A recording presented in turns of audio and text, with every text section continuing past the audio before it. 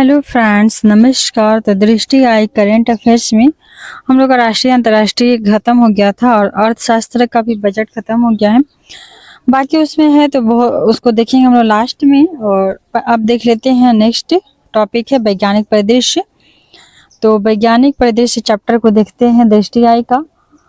आर्थिकी को लास्ट में करेंगे। तो चलिए, इसमें रक्षा वैज्ञानिक परिदृश्य में क्या क्या देखेंगे। तो रक्षा क्षेत्र देखेंगे, अंतरिक्ष, रक्षा, चिकित्सा, पर्यावरणीय विज्ञान संबंधी अद्यतन घटनाक्रम की प्रस्तुति को इसमें देखते हैं। तो चलिए स्टार्ट करते हैं। अद्यतन खगोलीय गतिविधियां। चंद्रयान जो 4 मिशन है इसको मंजूरी मिल गई है और इसके बारे में डिटेल से हम लोग डिस्कस करते हैं क्योंकि इससे क्वेश्चन साइंस टेक में आता है। तो चंद्रयान 4 मिशन को देखते हैं क्या है। 18 सितंबर 2024 को प्रधानमंत्री नरेंद्र मोदी की अध्यक्षता में केंद्रीय मंत्रिमंडल ने चंद्रयान 4 मिशन को मंजूरी दे दी है। तो 18 सितंबर 2024 को प्रधानमंत्री ने केंद्रीय मंत्रिमंडल को चंद्रयान 4 मिशन की मंजूरी दे दी है 18 सितंबर 2024 को। एकदम लेटेस्ट न्यूज है। इस मिशन के तहत चंद्रमा की सतह पर सफलतापूर्वक लैंड करने के बाद पृथ्वी पर वापस आने में प्रयोग होने वाले जो प्रौद्योगिकी हैं उसका विकास एवं प्रदर्शन किया जाएगा। नेक्स्ट है कि साथ ही चंद्रमा से जो नमूने हैं, सैंपल्स हैं, उनको एकत्र करके उनका पृथ्वी पर विश्लेषण भी किया जाएगा। तो चंद्रयान 4 मिशन इसलिए लॉन्च किया जा रहा है कि चंद्रमा पर जो भी नमूने होंगे उनको एकत्र किया जा सके और उस पर अध्ययन किया जा सके, रिसर्च किया जा सके। इस मिशन के लिए जो अंतरिक्ष यान है उसके विकास एवं प्रक्षेपण, अंतरिक्ष यान के विकास एवं प्रक्षेपण का उत्तरदायित्व इसरो पे होगा। तो इस मिशन के लिए अंतरिक्ष यान के विकास और प्रक्षेपण का उत्तरदायित्व जो है वो इसरो को दिया गया है। वास्तव में चंद्रयान जो 4 है उस मिशन के माध्यम से उन मूलभूत प्रौद्योगिकी क्षमताओं को प्राप्त करने का प्रयास किया जाएगा जो चंद्रमा पर भारत की मानव युक्त लैंडिंग वर्ष 2040 तक प्रस्तावित है, उसके लिए आवश्यक है। तो चंद्रयान 4 मिशन के माध्यम से उन सभी मूलभूत प्रौद्योगिकी क्षमता को प्राप्त करने का प्रयास किया जाएगा जो चंद्रमा पर प्राप्त भारत की मानव युक्त लैंडिंग के लिए आवश्यक है। नेक्स्ट पॉइंट है कि चंद्रयान 4 जो है एक तरह का प्रौद्योगिकी प्रदर्शन मिशन है, टेक्नोलॉजी डेमोन्स्ट्रेशन मिशन होगा जिसपे कुल खर्च कितना किया जाएगा तो 2104.06 करोड़। तो एक तरह से अपना टेक्नोलॉजी का प्रदर्शन होगा चंद्रयान 4 के मिशन के माध्यम से कि इंडियन टेक्नोलॉजी इसरो का कितनी डेवलप है और 2104 करोड़ इस पर खर्च हो रहा है। इसके फायदे भी हैं। तो चंद्रमा का नमूना ला के उसको रिसर्च होगा। यह मिशन भारत को उन महत्वपूर्ण मूलभूत प्रौद्योगिकियों में आत्मनिर्भर बनाएगा जो मानव युक्त मिशनों, चंद्रमा से नमूनों की वापसी और चंद्रमा के नमूनों के वैज्ञानिक विश्लेषण के लिए आवश्यक है। इस मिशन को अनुमोदन प्राप्ति के बाद 36 महीनों के अंदर पूरा करने का लक्ष्य भी निर्धारित किया गया है। उसको स्वीकृति मिलने के बाद 36 महीनों के अंदर इस मिशन को पूरा किया जाएगा। नेक्स्ट टॉपिक है भारतीय अंतरिक्ष स्टेशन। तो भारतीय अंतरिक्ष स्टेशन को देखते हैं। भारतीय अंतरिक्ष स्टेशन को देखते हैं 18 सितंबर 2024 को पीएम की अध्यक्षता में केंद्रीय मंत्रिमंडल ने भारतीय अंतरिक्ष स्टेशन की पहली इकाई फर्स्ट यूनिट के निर्माण को स्वीकृति दे दी है। गगनयान कार्यक्रम के दायरे में विस्तार के माध्यम से भारतीय अंतरिक्ष स्टेशन की स्थापना को भी मंजूरी मिल गई है। प्रदत्त मंजूरी के तहत भारतीय अंतरिक्ष स्टेशन के पहले मॉड्यूल BAS-1 का विकास किया जाएगा। साथ ही इस स्टेशन के निर्माण और परिचालन के लिए आवश्यक जितने भी टेक्नोलॉजी को प्रदर्शित तथा सत्यापित करने के लिए मिशन को संचालित किए जाएंगे। भारतीय जो अंतरिक्ष स्टेशन बनेगा उसका प्रथम मॉड्यूल का प्रक्षेपण वर्ष 2028 में प्रस्तावित है। तो भारतीय अपना अंतरिक्ष स्टेशन बनाएगा और उसका पहला जो मॉड्यूल है वो 2028 में बन जाएगा, प्रस्तावित है। वर्ष 2035 तक एक परिचालित ऑपरेशनल भारतीय अंतरिक्ष स्टेशन के निर्माण का लक्ष्य निर्धारित किया गया है। तो पहला चरण 2028 तक और फाइनली अंतरिक्ष स्टेशन 2035 तक बनाने का लक्ष्य रखा गया है। आगे देखते हैं। तो नेक्स्ट है कि भारतीय जो अंतरिक्ष स्टेशन है वह एक राष्ट्रीय अंतरिक्ष आधारित सुविधा स्पेस बेस्ड फैसिलिटी होगी। राष्ट्रीय अंतरिक्ष आधारित सुविधा स्पेस बेस्ड फैसिलिटी होगी जो सूक्ष्म गुरुत्व माइक्रोग्रेविटी आधारित वैज्ञानिक अनुसंधान और प्रौद्योगिकी विकास गतिविधियों को प्रोत्साहन भी देगी। नेक्स्ट पॉइंट है कि ज्ञातव्य है कि वर्ष 2040 तक भारतीय मानवयुक्त जो चंद्र मिशन है 2040 तक भारतीय मानवयुक्त चंद्र मिशन जो है उसको प्रक्षेपित करने का लक्ष्य भी निर्धारित किया गया है। तो 2040 तक भारतीय मानवयुक्त चंद्र मिशन को भी प्रक्षेपित किया जाएगा। मानव जाएंगे चंद्र पे घूम के आएंगे वहां पे कुछ रिसर्च करके। आगे देखते हैं। और 2035 तक अंतरिक्ष स्टेशन भी बनाने का लक्ष्य है और 2040 तक मानव सहित चंद्र मिशन लॉन्च करने का लक्ष्य है। नेक्स्ट है वीनस आर्बिटर मिशन। तो वीनस आर्बिटर मिशन को देखते हैं। 18 सितंबर 2024 को प्रधानमंत्री की अध्यक्षता में केंद्रीय मंत्रिमंडल ने वीनस आर्बिटर मिशन VOM जिसका फुल फॉर्म है वीनस आर्बिटर मिशन को स्वीकृति प्रदान कर दी गई है। यह मिशन 18 सितंबर को ही जो चंद्रयान 4 है उसको भी मंजूरी मिला। यह मिशन जो है वीनस आर्बिटर मिशन जो है वो पृथ्वी के सबसे निकट स्थित ग्रह अर्थात शुक्र वीनस के ग्रह के वैज्ञानिक अन्वेषण हेतु लॉन्च किया जाएगा। इस मिशन के निम्न प्रमुख उद्देश्य दिए गए हैं। शुक्र ग्रह के वायुमंडल और भूविज्ञान के संबंध में बेहतर समझ को विकसित करना। शुक्र ग्रह के वायुमंडल और भूविज्ञान जियोलॉजी के संबंध में बेहतर समझ का विकास करना। तो शुक्र ग्रह की वायुमंडल और भूविज्ञान जियोलॉजी के संबंध में बेहतर समझ विकसित किया जाएगा। सेकंड है कि शुक्र ग्रह के सघन वायुमंडल थिक एटमॉस्फेयर की जांच करके बड़ी मात्रा में वैज्ञानिक डेटा उत्पन्न करना। तीसरा है कि शुक्र ग्रह के वायुमंडल पर सूर्य के प्रभाव का भी पता लगाना। इस मिशन के लिए अंतरिक्ष यान के विकास और उसके प्रक्षेपण का उत्तरदायित्व इसरो भारतीय अंतरिक्ष अनुसंधान संगठन पे होगा। इस मिशन का प्रक्षेपण वर्ष 2028 में प्रस्तावित है। तो जो वीनस आर्बिटर मिशन है यह 2028 में प्रस्तावित है और 2028 में ही अंतरिक्ष स्टेशन का पहला जो फर्स्ट मॉड्यूल है वो भी लॉन्च किया जाएगा। इस मिशन के लिए कुल 1236 करोड़ खर्च आएगा। इसमें से 834 करोड़ अंतरिक्ष यान पे खर्च किए जाएंगे। आगे देखते हैं शुक्र ग्रह। तो शुक्र ग्रह के बारे में जानते हैं। इसका प्रमुख वैश्विक मिशन क्या है? तो वैश्विक मिशन है मैरिनर 2। शुक्र ग्रह का मैरिनर 2 जो है इसका यह पृथ्वी से परे किसी अन्य ग्रह के अन्वेषण के लिए पहला सफल मिशन था। यह अमेरिका मिशन को 14 दिसंबर 1962 में ही शुक्र ग्रह के निकट से होकर गुजारा था। तो शुक्र ग्रह के लिए मैरिनर 2 को 1962 में ही अमेरिका के द्वारा लॉन्च किया गया था शुक्र ग्रह के बारे में जानने के लिए। दूसरा था जो है मैगेलन। तो मैगेलन को भी 1989 में नासा का मैगेलन जो था वो शुक्र ग्रह की पूरी सतह की छवियां इमेजेस लेने वाला पहला अंतरिक्ष यान था। तो 1962 में मैरिनर 2 लॉन्च किया अमेरिका। 1989 में मैगेलन लॉन्च किया। और नेक्स्ट है वीनस एक्सप्रेस। तो वीनस एक्सप्रेस को लॉन्च 2005 में किया गया। यह पहला यूरोपीय अंतरिक्ष यान था। तो यूरोपीय अंतरिक्ष यान पहली बार 2005 में वीनस एक्सप्रेस के नाम से किया गया। इसके पहले मैरिनर और मैगेलन दोनों अमेरिका के द्वारा लॉन्च किया गया है शुक्र ग्रह के लिए। अब भारत 2028 में करेगा। और 4 नंबर का है कि DAVINCI deep atmosphere Venus investigation of noble gases chemistry and imaging. तो DAVINCI नासा का ही लक्ष्य है और यह 2030 में प्रस्तावित है। तो नासा 2 बार ही किया, 1962 1989। इसके बाद अब 2030 में एक DAVINCI लॉन्च होगा इसके द्वारा।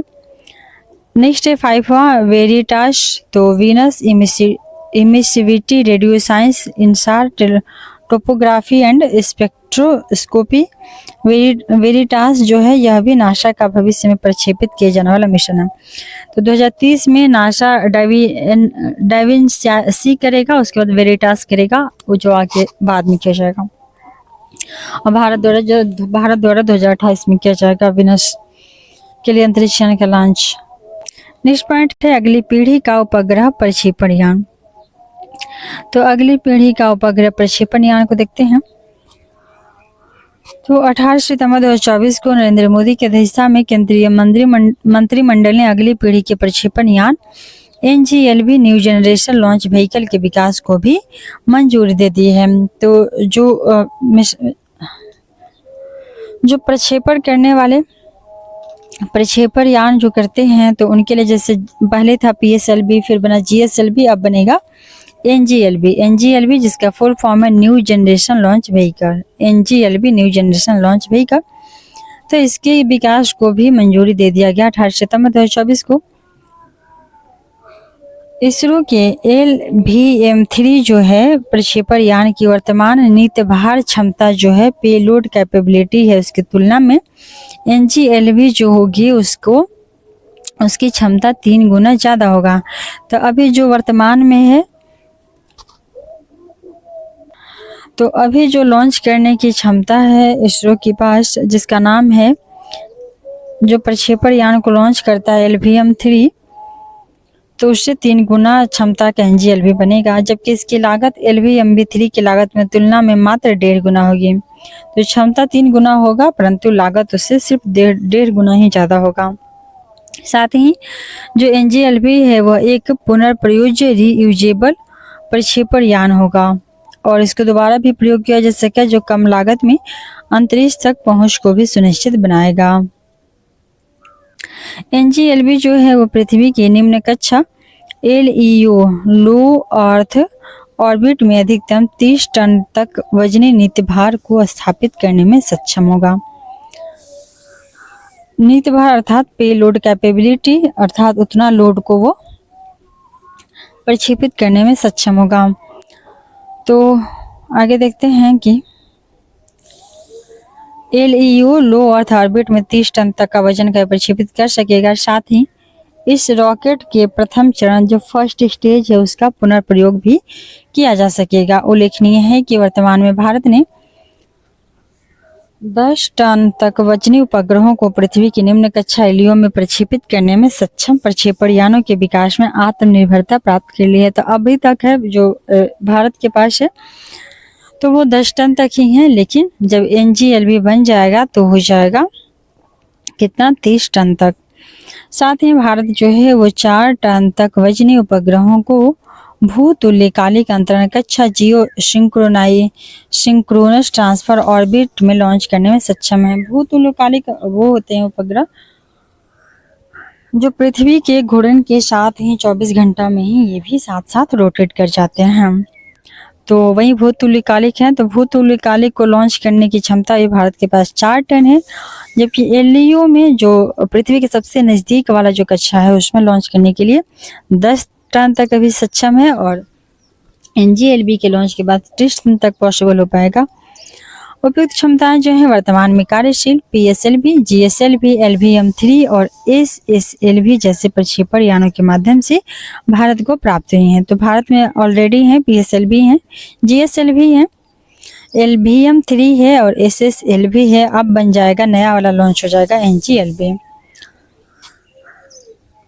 तो NGLV जो परियोजना है उसको भारतीय उद्योग की अधिकतम भागीदारी के साथ क्रियान्वित किया जाएगा। NGLV एक उच्च पेलोड, लागत प्रभावी और पुनर्प्रयोज्य और व्यावसायिक रूप से व्यवहार्य भी होगा। NGLV की 3 विकासात्मक उड़ानें होंगी, D1, D2 और D3।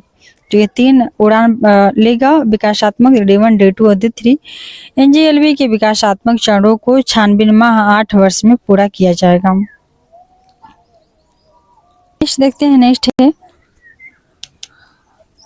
Polaris Dawn mission. तो पोलारिस डॉन मिशन क्या है इसको देखते हैं। 10 सितंबर 2024 को नासा के फ्लोरिडा स्थित कैनेडी स्पेस सेंटर से पोलारिस डॉन मिशन प्रक्षेपण को सफलतापूर्वक संपन्न किया गया था। तो 10 सितंबर 2024 को फ्लोरिडा स्थित कैनेडी स्पेस सेंटर से पोलारिस डॉन मिशन को सफलतापूर्वक लॉन्च किया गया था। इस मिशन को स्पेस एक्स के फाल्कन 9 रॉकेट द्वारा ड्रैगन अंतरिक्ष यान के माध्यम से प्रक्षेपित किया गया था। पोलारिस डॉन मिशन को इम्पोर्टेंट है पोलारिस डॉन मिशन। इस मिशन के तहत एक 4 सदस्यीय नागरिक दल को अंतरिक्ष में भेजा गया था। 4 सदस्य थे इसमें और नागरिकों को पोलारिस डॉन मिशन के तहत अंतरिक्ष में भेजा गया था 10 सितंबर 2024 को फाल्कन 9 रॉकेट द्वारा। आगे देखते हैं। जेरेड जो इसाकमैन है इसके मिशन कमांडर थे। जेरेड इसाकमैन इसके मिशन कमांडर हैं। स्कॉट पोटिट हैं, साराह गिलिश हैं और अन्ना मिनन हैं। ज्ञातव्य है कि जेरेड इसाकमैन जो है वो शिफ्ट फॉर पेमेंट्स इंक नामक अमेरिकी कंपनी के संस्थापक और सीईओ भी हैं। तो जेरेड इसाकमैन जो हैं ये मिशन कमांडर हैं। इन्होंने शिफ्ट फॉर पेमेंट्स इंक के संस्थापक और सीईओ हैं। इन्होंने इस मिशन को वित्त पोषित भी किया था। लगभग 5 दिनों तक पृथ्वी की कक्षा में चक्कर लगाने के बाद पोलारिस डॉन जो मिशन है वो पोलारिस डॉन मिशन के अंतरिक्ष यात्री 15 सितंबर 2024 को पृथ्वी पर वापस आ गए थे। 5 दिनों तक जाके अंतरिक्ष का चक्कर लगाए थे। पोलारिस डॉन मिशन के अंतरिक्ष यात्रियों ने कई ऐतिहासिक उपलब्धियां भी प्राप्त की जो निम्नवत हैं। इस मिशन के दौरान अंतरिक्ष यात्रियों द्वारा पहली व्यावसायिक space walk first ever commercial space walk को पूरा किया गया। इस मिशन के दौरान अंतरिक्ष यात्री ने पहली व्यावसायिक स्पेस वॉक को पूरा किया। स्पष्ट है कि गैर जो पेशेवर हैं नॉन प्रोफेशनल हैं वो अंतरिक्ष यात्रियों द्वारा की गई यह प्रथम स्पेस वॉक थी।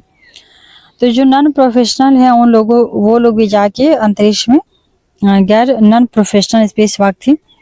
यह स्पेस वॉक पृथ्वी से लगभग 190 से 700 किलोमीटर की ऊंचाई पर स्थित एक दीर्घ वृत्ताकार कक्षा में 17,500 मील प्रति घंटे की गति से यात्रा के दौरान संपन्न हुई। 17,500 मील प्रति घंटा। अंतरिक्ष में निर्वात की स्थिति में स्पेस वॉक को संचालित करने में स्पेस एक्स द्वारा निर्मित ईवीए अर्थात extra vehicular activity space suit से अंतरिक्ष यात्रियों की मदद की। तो चूंकि वहां पे अंतरिक्ष में निर्वात है वहां पे स्पेस वॉक करना मुश्किल है, इसलिए स्पेस एक्स ने EVA extra vehicle activity suit दिया अंतरिक्ष यात्रियों को और इससे उनकी मदद हुई स्पेस वॉक करने में। सेकेंड पॉइंट था कि इस मिशन के दौरान उड़ान भरते हुए अंतरिक्ष यात्रियों ने पृथ्वी की कक्षा में सबसे अधिक ऊंचाई प्राप्त की। तो उड़ान भरते हुए अंतरिक्ष यात्रियों ने पृथ्वी की कक्षा में सर्वाधिक ऊंचाई भी प्राप्त की।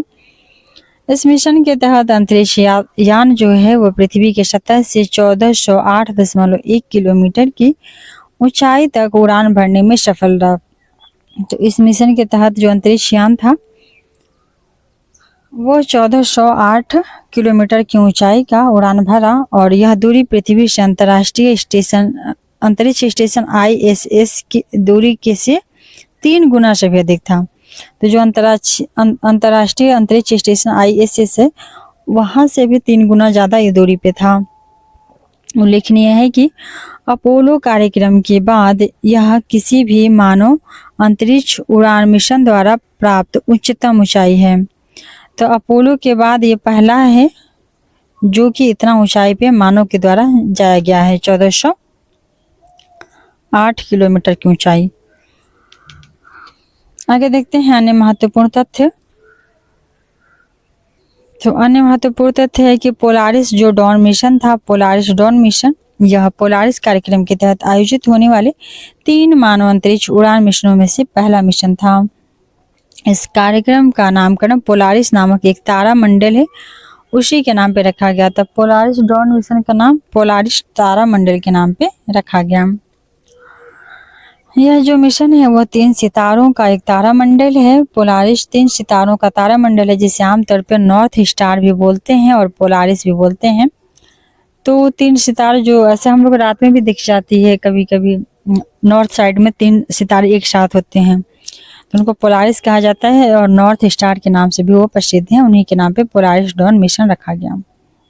इस मिशन के दौरान मिशन विशेषज्ञ साराह गिलिश ने वायलिन पर स्टार वार्स द फोर्स अवेंकस नामक फिल्म के गीत रेज थीम की धुन भी बजाई।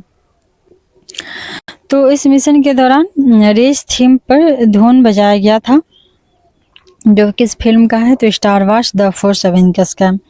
इस गीत को रिकॉर्ड कर स्पेस एक्स के स्टारलिंक उपग्रह समूह द्वारा पृथ्वी पर भेजा गया और स्पेस एक्स के स्टारलिंक समूह ने इसको क्या किया, रिकॉर्ड कर लिया इस गाना को, और वहां से रेस थीम को यह पृथ्वी पर भेज दिया गया।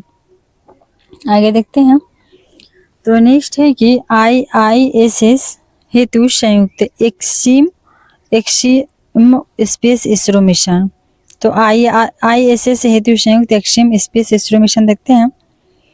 अगस्त 2024 में जारी विज्ञप्ति के अनुसार अमेरिकी कंपनी है जिसका नाम है एक्सियोम स्पेस।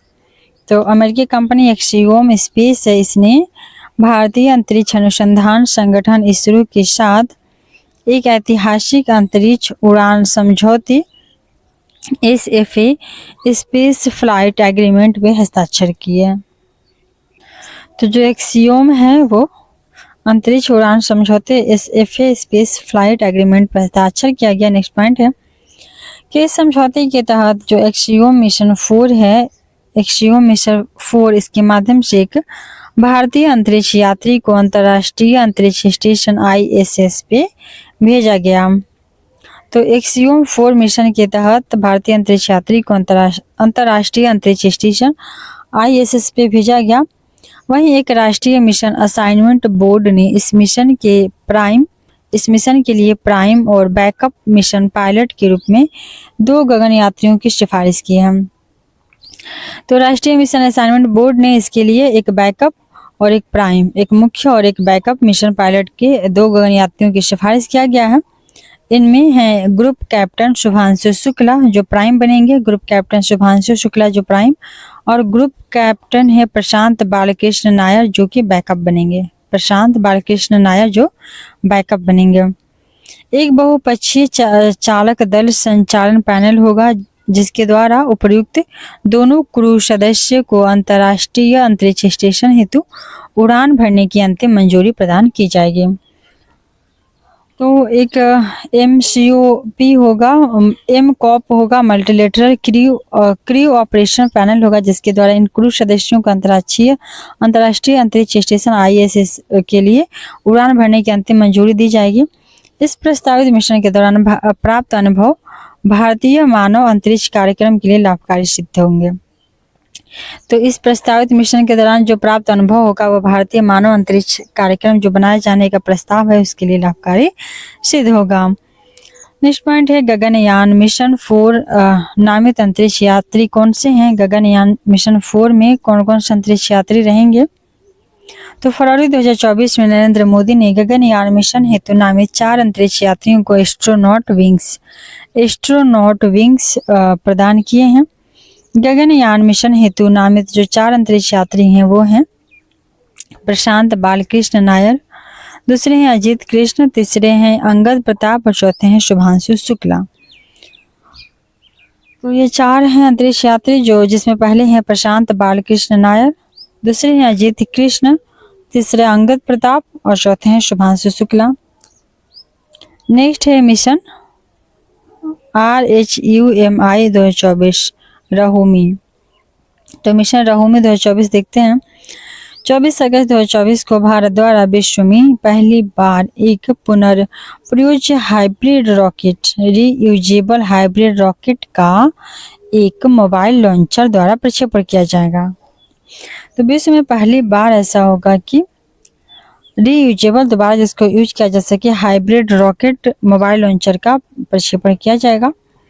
इस मिशन को मिशन रहुमी दिया गया है नाम, मिशन रहुमी नाम दिया गया है, रूमी या रहुमी जो भी पढ़ना है, मिशन रहुमी नाम दिया गया है। इस मिशन को तमिलनाडु के एक तटीय गांव थिरुविंदथाई जो कि तटीय गांव है, भारत के तमिलनाडु राज्य में है, वहां से लॉन्च किया जाएगा। इस मिशन के तहत रहोमी 1 नामक एक पुनर्प्रयोज्य हाइब्रिड रॉकेट को एक उपकक्षीय प्रक्षेपत्र पथ सब ऑर्बिटल ट्रैजेक्टरी में प्रक्षेपित किया जाएगा। इस मिशन के तहत जो रहोमी 1 है, इसके रॉकेट 3 क्यूब उपग्रहों और 50 पीको उपग्रहों को माध्य समुद्र स्तर मीन सी लेवल से अधिकतम ऊंचाई तक लेकर गया। तो जो रहोमी 1 रॉकेट है वो 3 क्यूब उपग्रहों को लेकर के 50 पीको उपग्रहों के साथ अधिकतम ऊंचाई तक जाएगा। यह उपग्रह जो है वो वैश्विक तापमान, ग्लोबल वार्मिंग और जलवायु परिवर्तन पे अनुसंधान करेगा और डेटा को एकत्र करेगा। उल्लेखनीय है कि जो रहोमी 1 है वो रॉकेट एक जेनेरिक ईंधन आधारित hybrid motor, generic fuel based hybrid motor और विद्युत चालित पैराशूट से सुसज्जित है। तो रहोमी 1 जो रॉकेट है वो एक जेनेरिक ईंधन आधारित hybrid motor, generic fuel based hybrid motor और विद्युत चालक पैराशूट से सुसज्जित होगा। देख सकते हैं। तो रहोमी जो 1 है एक तरह का पर्यावरण अनुकूल रॉकेट है और यह पूरी तरह से आतिशबाजी, पायरोटेक्निक्स और TNT ट्राइनाइट्रोटॉलुएन से मुक्त है। आतिशबाजी से भी मुक्त है और TNT ट्राइनाइट्रोटॉलुएन से भी मुक्त है रहोमी 1। उल्लेखनीय है कि रहोमी 1 जो है रॉकेट में तरल और ठोस ईंधन प्रतिरोधक प्रणाली, प्रोपेलेंट सिस्टम दोनों का प्रयोग किया गया, जिससे क्या होगी तो रहोमी 1 की एफिशिएंसी में सुधार होगा और परिचालन लागत जो होगी उसमें भी कटौती में मदद मिलेगी, अर्थात लागत कम लगेगी। ज्ञातव्य है कि मिशन जो रहोमी है इसको माइलस्वामी अन्नादुरई मार्गदर्शन में लॉन्च किया गया था। The moon man of India, next point है the moon man of India, इनकी उपाधि से विभूषित किए जा चुके हैं श्री अन्नादुरई UR राव उपग्रह केंद्र URSC बेंगलुरु के पूर्व निदेशक भी रहे हैं और the moon man of India से विभूषित हैं श्री अन्नादुरई और यह URSC बेंगलुरु के पूर्व निदेशक भी थे। और मिशन रहोमी के मिशन निदेशक डायरेक्टर डॉक्टर आनंद मेघालिंगम जो हैं वो स्पेस जोन इंडिया के संस्थापक और CEO थे। तो रहोमी के जो निर्देशक हैं वो कौन है? आनंद मेघालिंगम हैं। उल्लेखनीय है कि चेन्नई जो तमिलनाडु स्थित है वहां पे स्पेस जोन इंडिया ने मार्टिन ग्रुप के सहयोग से रहोमी 1 रॉकेट का विकास किया है। तो तमिलनाडु स्थित चेन्नई में स्पेस जोन इंडिया ने मार्टिन ग्रुप के सहयोग से रहोमी 1 रॉकेट का विकास किया है। उल्लेखनीय है कि फरवरी 2023 में स्पेस जोन इंडिया ने निजी क्षेत्र द्वारा विकसित भारत के प्रथम हाइब्रिड साउंडिंग रॉकेट को लॉन्च कर ऐतिहासिक उपलब्धि भी प्राप्त कर ली है। ये जो रॉकेट है इसको तमिलनाडु की चेंगलपट्टू जिले स्थित पट्टीपुलम गांव से लॉन्च किया गया था। तो इस रॉकेट को तमिलनाडु के चेंगलपट्टू जिले स्थित पट्टीपुलम गांव से लॉन्च किया गया था। इस रॉकेट को doctor APJ Abdul Kalam satellite launch vehicle mission 2023 के तहत लॉन्च किया गया था। तो इस रॉकेट को doctor APJ Abdul Kalam satellite launch vehicle mission 2023 के तहत लॉन्च किया गया था। अगला है SSLV D3 EOS 08 मिशन। तो इसके बारे में देखेंगे हम लोग अगले वीडियो में और इस वीडियो को यहीं पे करते हैं समाप्त। Thanks for watching. मिलते हैं चलिए अगले वीडियो में।